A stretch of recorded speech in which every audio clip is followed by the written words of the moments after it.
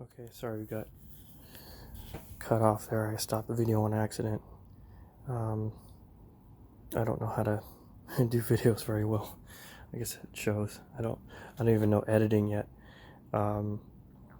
So this is the massively over-engineered box joint jig.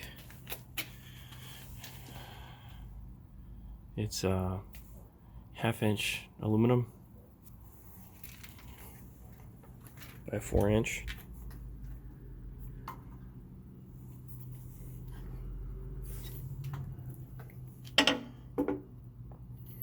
And I was having a lot of problems making box joints.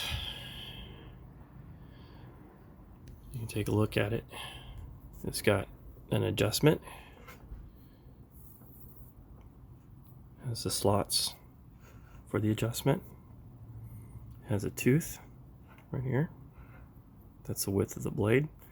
And it's changeable. I don't want to hit the saw blade. It's changeable. It's got flathead cap screws holding it in, so I can change that to a thicker tooth if I want to.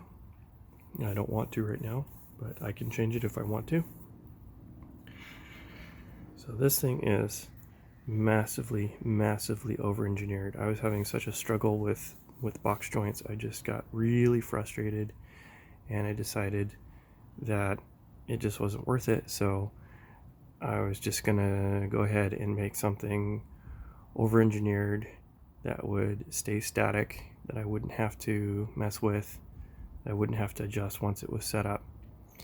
And part of the problem is that the blade is 125 thou wide, it's 1/8, but because the table saws have ball bearings and not taper bearings, there's some run out.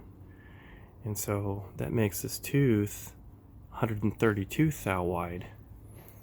And so that complicates things a little bit, because as you can see, if the run out gets worse on the table saw over time, that tooth is the same thickness. So that's static. So you'd have to either machine a new tooth, which isn't that too terrible of a deal, or you'd have to buy shim stock that's sticky on one side, and stick it to the tooth, either this side or the other side. And the trouble with that is, of course, as you put the wood on and off, you might mar up the shim stock and cause a real problem for yourself. But this is a NASA engineered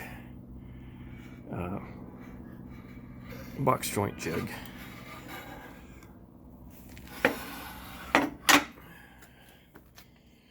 For the Craftsman 80.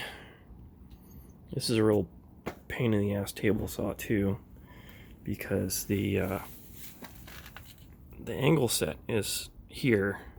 You unlock this, and when we modified it, we put this on instead of the old handle. But actually the angle set, you pull that out, so now it's ready to set the angle. So the trouble is, this thing will tend to loosen up, and the blade will tilt on you. So you have to check your setup before you start every single time. It's a real hassle. So you want to make sure that your saw has at least 2 controls, not 1. It's an ingenious thing to do, but from a practicality of saw use, it's terrible. You don't want your blade tilting on you mid-cut, so you got to make sure that you're really locked in. There's no way to really fix that. You'd have to modify the saw. We're not about to do that. We've already done a lot to it, so it's a use as is state now. It does work, but you have to lower your expectations with it a little bit. It's just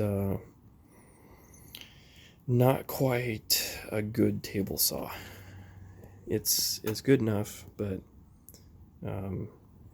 we're probably trying to expect a little bit too much from it. So that's it for now.